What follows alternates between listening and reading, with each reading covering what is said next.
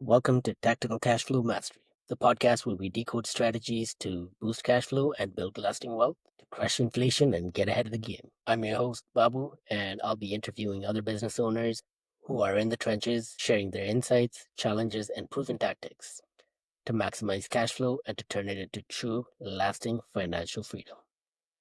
Let's get tactical.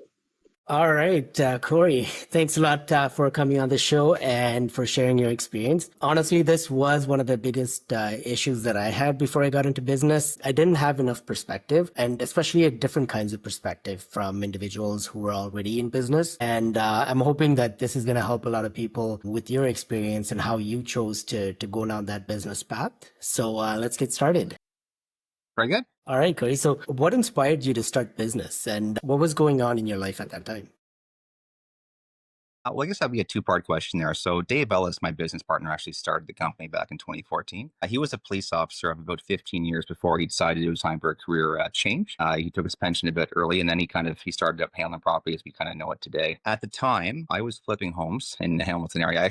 I'm a Sarnia boy. I came here to go to Mass University, and I just never left. After university, I started flipping homes. I did about 22, 24 of those guys, and then I started up a little company called CSG Renovations. When Dave got Hanlon up to about 50 or 60 units or so, he realized I needed somebody to kind of take care of some of the repairs and the maintenance issues. And he actually cold called me. I had actually won a Reader's Choice Award for CSG the year before.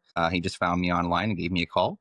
And it was just kind of a natural fit. So before long, I was doing most of my work with Dave. And it wasn't too long before we partnered up. Nice. Well, that's kind of like a good hand and glove fit right there. So It was, yes. Yeah.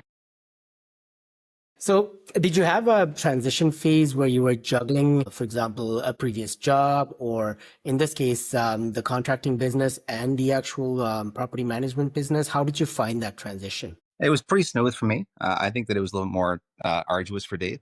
For me, like I've always come from a self-employed background. I've never once really had a job. I've always been self-employed. So the grind is is no stranger to me. Back in the day, when we first started to handle, especially, we were putting in 80-hour work weeks.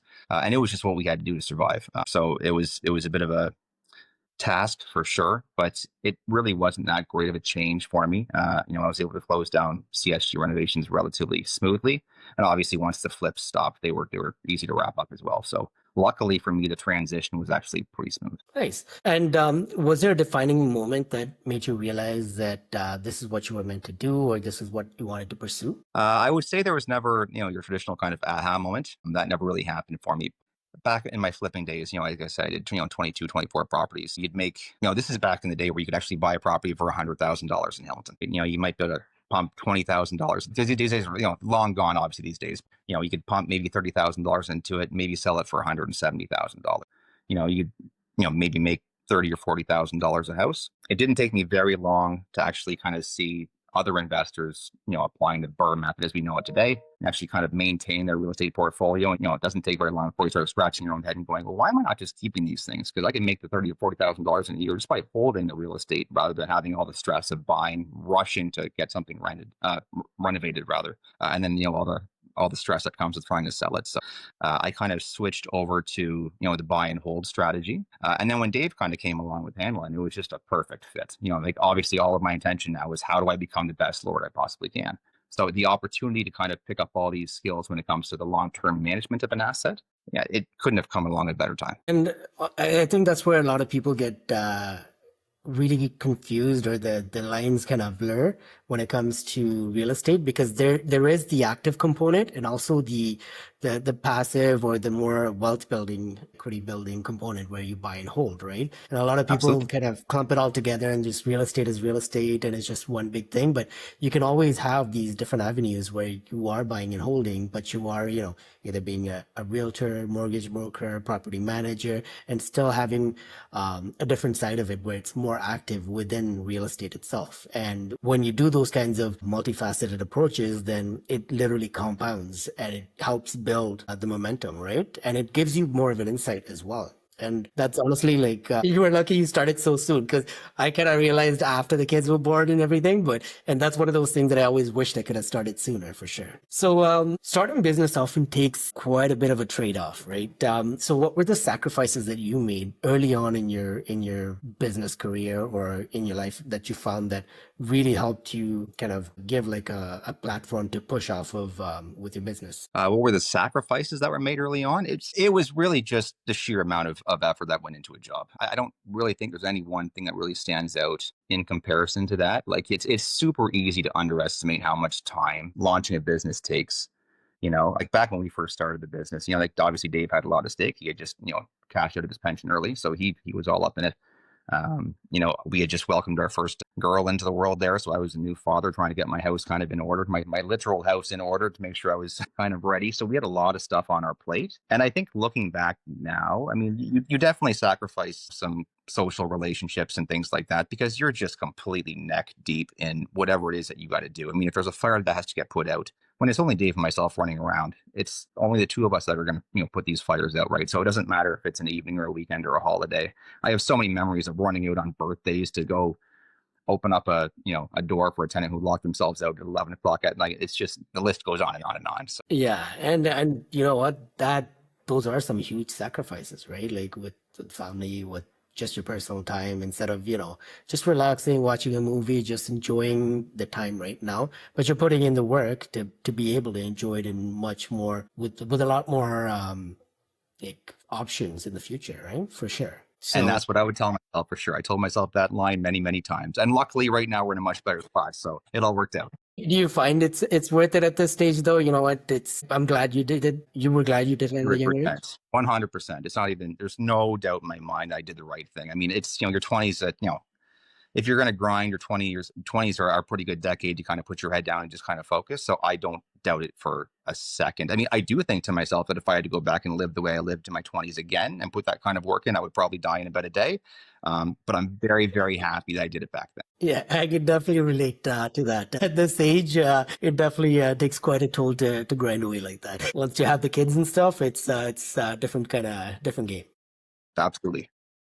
So, what were some key learning periods or mentorship or training that you ended up taking that helped you push your business to the next level? So when we first started out, we had no mentorships. I mean, like I mentioned there in the past, like Dave and I had very complementary skill sets and personalities for that matter. So our mentorships and our kind of guidance kind of came from the two of us kind of sitting around the table and kind of bouncing ideas off each other. Like we didn't have any funds to devote and we weren't thinking along the lines of how can we, hire coaches and mentors. We were just trying to survive at that point in time.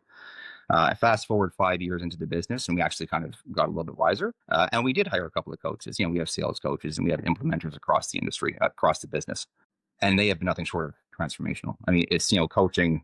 As they say, it really is kind of a time warp. You can accelerate your progress so quickly. It's not even funny. So I mean, the tiny bit of expense you've got to put in and a bit of time, it pays back, 10 times over. So I would highly recommend any kind of coaching because it's just at the end of the day, I guess the only way I can say it is you don't know what you don't know. You need somebody to kind of look at your business from a different perspective and really kind of offer some value, and not necessarily consultants, but just talk to people. And it's amazing the kind of information and feedback that people will offer you. And I think that's where people don't really realize how business allows you to compound your time, right? So instead of having, a steady paycheck every 2 weeks, what you can do is by, like you said, investing in, the coaching and everything, you could compress that time that it would take you to learn a certain skill set to get to a certain level into a really short time just by getting the experience and the knowledge from someone else who's already done it, who's been there before. So Absolutely. Yeah. I mean, almost every time we've hired a coach or a mentor,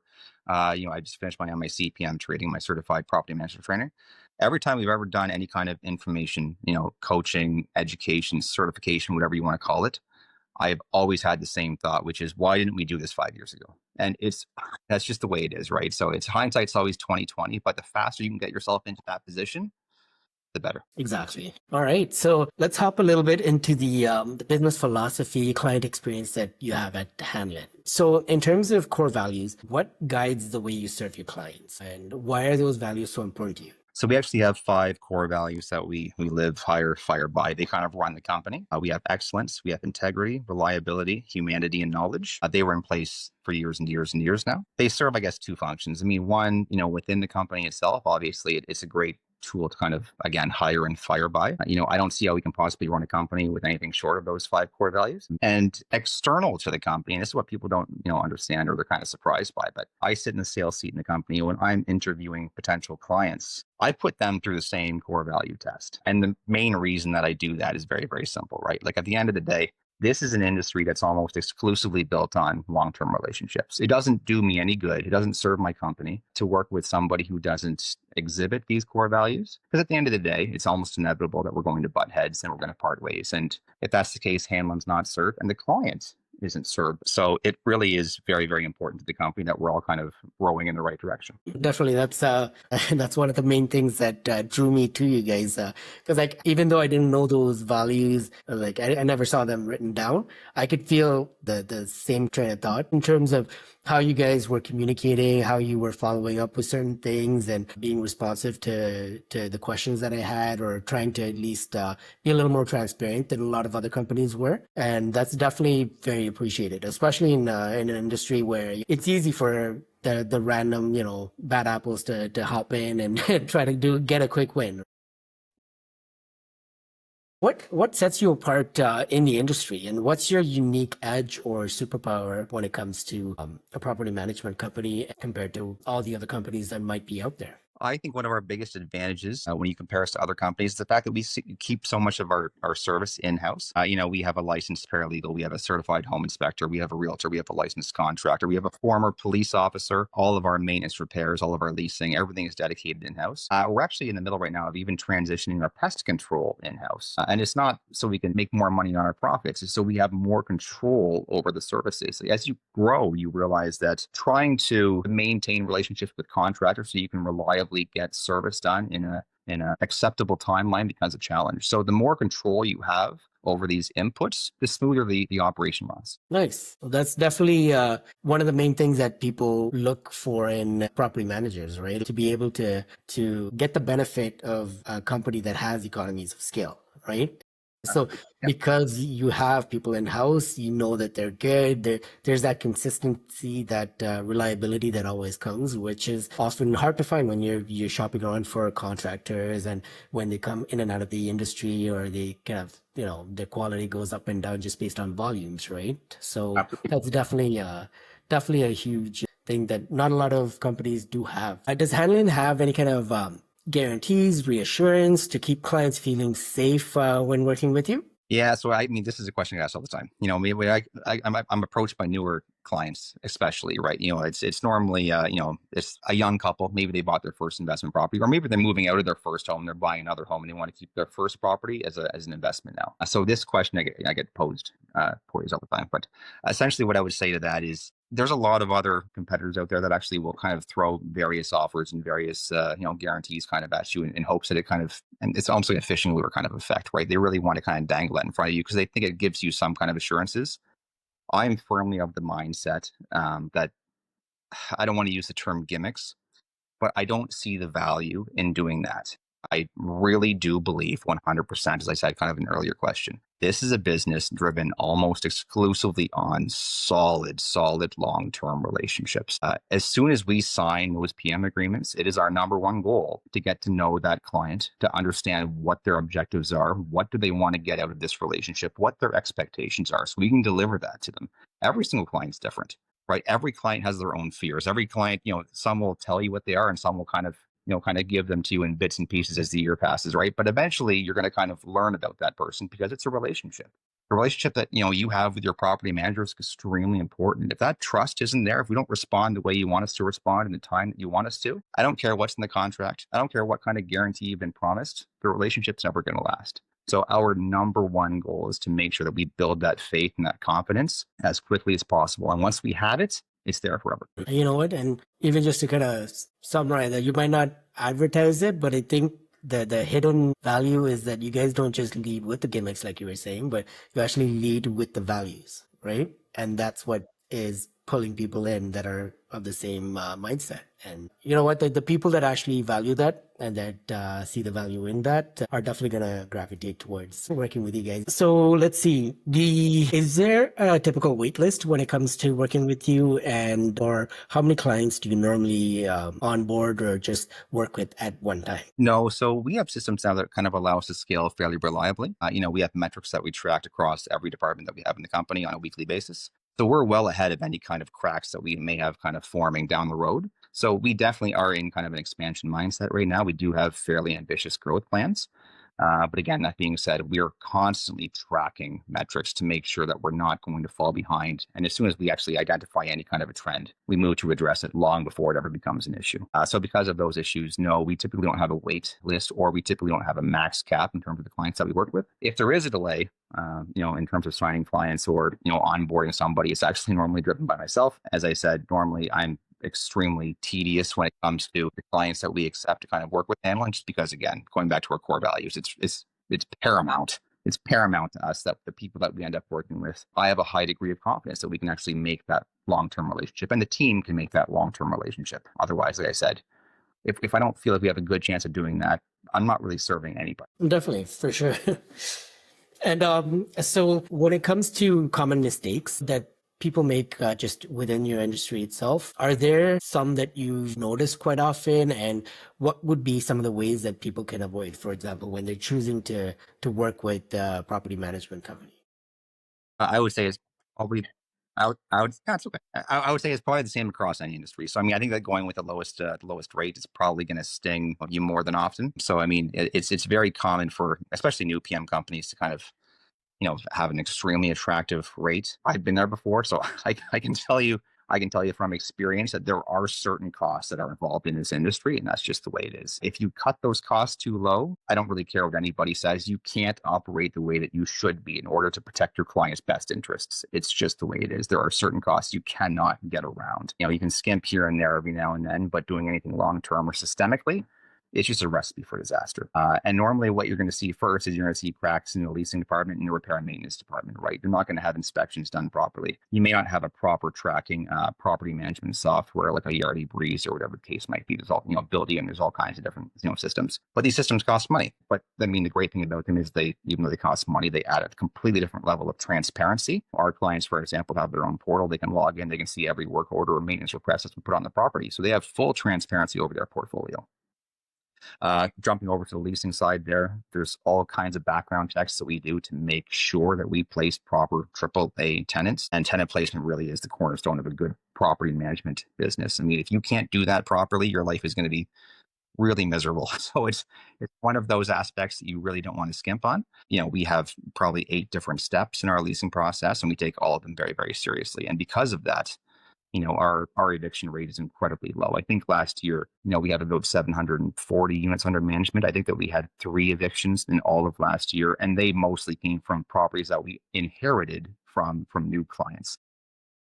But it kind of goes to show you the value of doing that due diligence. And again, that due diligence costs money.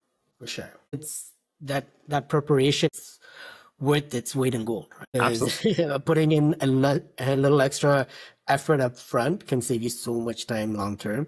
And that's Exactly. literally like my whole mindset as well. I mean, when it comes to business, you put in the effort up front, you have a plan, you structure whatever it is you're planning on doing long term with your mortgage, with my clients, even just helping them with their financial goals. It doesn't make sense to try to get somewhere with just last minute changes or tweaks, because you end up paying so much more, even just with penalties and breakages with the mortgage. And that's clearly something that happens throughout different industries as well, right? So for sure, I could definitely see the value in that preparation and that planning and getting everything set up the right way and doing it well before you even start, right? And the next section is about money, mindset, and strategy. So how has owning a business changed your relationship with money, with cash flow, with building wealth? Yes, yes. So cash is king, I guess, is the easy way to say this. It's, again, back in my 20s, I didn't really pay any attention to that mantra. I mean, I loved appreciation. I didn't really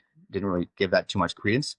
But you see the market that we're heading into right now, and we have a lot of investors kind of being squeezed now when they're in a position where Their cash flow is being squeezed on one end, and their exit strategy, which would have been to sell the property, liquidate the property, is almost not there either anymore, unless you want to take a tremendous loss. So I think that what you're going to see kind of going into the future here after the market kind of stabilizes a little bit is you're going to see people really kind of reassess their investment strategy. And they're going to move a little bit more over towards that cash flow aspect rather than just trying to capture appreciation. Because having that balance between the two, I think it's painfully obvious to many investors right now. It's crucial. And if you don't have it or if you overlook it or take it for granted, it's only a matter of time before it makes you pay. And you know what the funny thing was, though? Over the last few years, one of the, the biggest things that I've had to do was talk people down from trying to get more properties. Because even though as a mortgage broker, you can get them lenders pretty much almost infinitely just from going into the B space and then the private space where you can get leveraged, get over leveraged. At a certain point, it's everything, it's going to be a house of cards just coming crumbling down, right? So a lot of times you have to paint that picture of, hey, what if this happens? What if that happens? Do you have a fallback plan? What needs to be accounted for before you even move in that direction again, right? Or at this point, is the safest bet to just set up the equity and the wealth building, try to focus on the cash flow and try and pay down the mortgage a little bit so you have a little bit more flexibility. Yeah, So that's definitely that's definitely something that people should be accounting for sure. That discipline is paramount. 100%. Looking back, what mindset shift made the biggest impact on your financial success, personally and just in business? A couple of things I can say about this actually. So, I mean, number one, I think in terms of mindset shift, when Dave and I, again, early on in the company there, it was just Dave and myself kind of batting ideas around. And once we actually started bringing on coaches and just discussing things with people other than, Dave and Cory, just third party people, it didn't matter. They didn't have to be, professional coaches. You could be, talking in line with somebody while you're waiting for a bank teller, but you would be surprised how much value that we've had from conversations where we didn't expect to get any value. It's just a completely innocent conversation talking about, but then of course, it leads over to a brother and a brother knows this person or whatever the case might be. And you have this piece of gold all of a sudden. The more conversations that you can have with people that are extraneous to the organization, the more information you're going to have. Like the more diversity you can bring into your company, the better off you're going to be. So that mindset shift was absolutely massive for us. I would argue that shift led us to EOS, the entrepreneurial operating system. It's been nothing but a game changer for Hanlon. We have a ton of different systems and protocols, accountabilities that are in place that we would have never thought of if we didn't have these conversations years and years ago. And the company thrives because of it. I mean, there's absolutely no doubt in my mind that if we didn't have these systems in place, we would never be as organized. We would never be ready for growth. We would never be able to handle growth. And we would probably be at risk of overstepping our bounds and biting off more than we could chew if we didn't have these protocols and metrics to kind of safeguard us. Nice. No, that's definitely sounds like a huge game changer and definitely something that a lot of people, I guess, coming into business, they don't really think about that side of things. They think, you know what, I'm good at the craft. Let me just, go and make my money. But then once things do start going well and starts picking up momentum, that's when, hey, HR comes into play, systems and processes, the client experience, all those things kind of start trickling in and you can kind of start seeing the holes in the bucket. And that's where people start having issues, right? So for sure, it's, when you got to scale, you have to have those tougher conversations or those more value packed conversations. Absolutely. And so without sharing numbers, can you walk us through your current cash flow strategy or how do you make sure your income is being used wisely in your business? So shortly after we implemented EOS, we actually onboarded the system called Profit First, which is it's kind of a much more complex version of Pay Yourself First. I'm sure most of your investors listening to this podcast will be familiar with that. It's just kind of the company corporate version of it. Again, going back into our early career there, Dave and I never really focused on profit. We were way too busy on making payroll to concern ourselves with profit. We always kind of viewed profit as being this like pie in the sky. One day we'll get there. Maybe maybe in 10 years we'll worry about profit. Profit First changed that entirely. And it really kind of beat us over the head with the fact that profit is the lifeblood of the company. Like it's not a luxury. It is something that you need to build into your company from day one. It's not a 10-year plan. It's a day one plan. Because profit enables you to have that flexibility. It enables you to weather the storms when they indeed come. It enables you to take advantage of opportunities that you otherwise would not be able to take advantage of. So you have this flexibility, but if you don't have that profit built in, you're one economic crisis away from some real hardship. So that is a massive shift in mindset in terms of how we allocate our funds. And of course, the really nice thing about Profit First is that it really kind of forces us to kind of really scrutinize our spending, and we become far, far more efficient of a company having implemented it. And that's been nothing short of a godsend for us. And you know what? Oddly enough, when I was in university, one of my professors, actually, I think it was a business class, so it wasn't really anything investment related. But one of the biggest pieces of advice he gave, two of them. One of them was when you buy a car, try to get it 2 years old at least, so that the biggest amount of depreciation has already gone through and you're not losing as much money from there. And then the other one that he gave was pay yourself first. And it sounds exactly like what you're saying, right? Because once the profits are set aside, you're ensuring your future growth, you're planning ahead, and then whatever else you're left with, you'll manage, right? It's like kind of that whole idea of, you know what, you can get a job done within the time you give yourself. So if you give yourself 5 hours, you're gonna procrastinate, you're gonna do other stuff, you're gonna get sidetracked or whatever. But if you give yourself like half an hour to do something, you're gonna be like, okay, you know what, I got something else coming. Click, click, click, click, click, you just get it done, right? So Exactly the way it works. Absolutely. so that's definitely, honestly, one of the biggest gold nuggets I've had so far. So thanks. And what's your go-to principle or tools when it comes to building wealth outside of your business? Do you have a specific strategy, for example, with how you structure a corporation to invest or with your business? And what are the strategies, the overarching strategies that kind of you found is really helpful when it comes to just growing wealth in general? So I would keep it very simple here. And when it comes to growing wealth reliably and predictably, I think there's only two real tools that I use across the board 100% of the time. And that is extremely, thorough budgeting, and it is quarterly reviews of independent projects. So I mean, like nobody, it's the most you know, boring thing that I guess I could say here, but I mean, budgeting is extremely important. And obviously, when the market is going haywire and you can run to the bank and refinance anytime you want, budgeting is very important because everybody looks like a genius when the market is ticking upwards, right? When things start to turn, budgeting becomes a make or break, life or death kind of situation to a lot of investors. So I can't overstate the importance of budgeting, especially in times like we're going into right now, and quarterly reviews. And again, I mean, one more just kind of tidbit is every property. I mean, if you have a portfolio of 5 or 6 units, every property should be carrying itself based on its own merits. I think a lot of investors kind of think to themselves, well, if we have 4 properties and they're carrying themselves, and one's getting killed, it's okay. They'll kind of be offset. But you really got to focus on that one that's dragging you down. People are really quick to make excuses for it. I have been there myself. I am just as guilty as anybody else. So I'm certainly not above anybody. And normally it's because there's some kind of sentimental or emotional attachment to the asset. So again, I completely get that. But it's really, really critical that you kind of take the blinders off and look at it for what it really is. Because the faster you do that, the faster you can kind of get ahead of this trend that is emerging and kind of just put an end to the bleeding. You'll thank yourself in the long run. Exactly. Definitely. That's something a lot of people don't give too much thought into, but sometimes just saying no or kind of just cutting the loose ends can literally just, give more wind to the rest of the sail. For sure. All right. So let's wrap things up. What's one message or invitation that you'd like to share with the audience today? Well, I guess we have one. So actually, Dave myself just launched a brand new company. It's called Green Owl Capital. If you have any investors, or if you're maybe one yourself who's looking to kind of get into the real estate market, maybe you're a little bit unsure of how to do that, and you wouldn't mind partnering with a couple of more seasoned investors, Dave and myself, also the principals of Hanlon Property Management, I would love to talk to you about that. Again, we can kind of walk through the process there. But in a nutshell, I'll keep this really brief just for the answer here on the podcast here. But essentially what happens is we have the investors supply the capital to basically purchase the property, do the major renovations, a few capital expenditures, and potentially carry the property for a year or two. The exit strategy is within 12 to 24 months, maybe 36 months, depending on the size of the property. We're going to pull a refinance and we're going to pay that investor back 100% of their capital. From here on out, basically for the next 10, 15, 20 years, as long as we hold the assets, that investor will remain a 50% equity stakeholder in that property.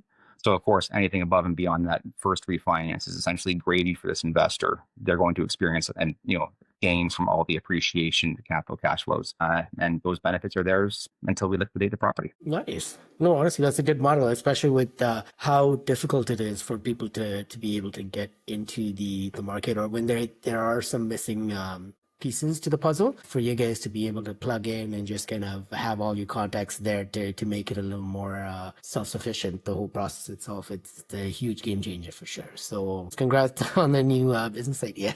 So What's the best way for people to stay in touch with you or explore your work or learn a little bit more about what it is that you do? Obviously, you can always send me an email, Cory@Hanlon.ca. But obviously, I actually prefer phone calls. So if you want to give me a call, please give me a call on my cell, 905-869-2679. I am always happy to chat. Doesn't matter if you don't want to buy anything from me. Just give me a call. I'm always happy to talk. Nice. And which platform are you most active on? If someone were to follow you just to read up or just to see what you're up to currently. Yep, that'll be LinkedIn for sure. So you can follow us on Hanlon Property Management Limited.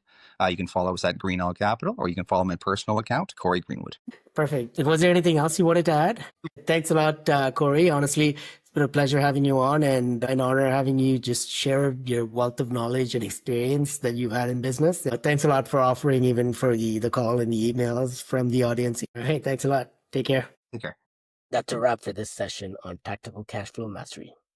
If you picked up a golden nugget or two, please share it with someone who needs to hear it. Don't forget to subscribe and leave a review, and it'll help us bring even more powerful voices to the table. Want to be a featured guest or have a question? Head to my Instagram profile and send me a quick message. Until next time, keep your strategy sharp, your cash flowing, and your mindset locked on wealth.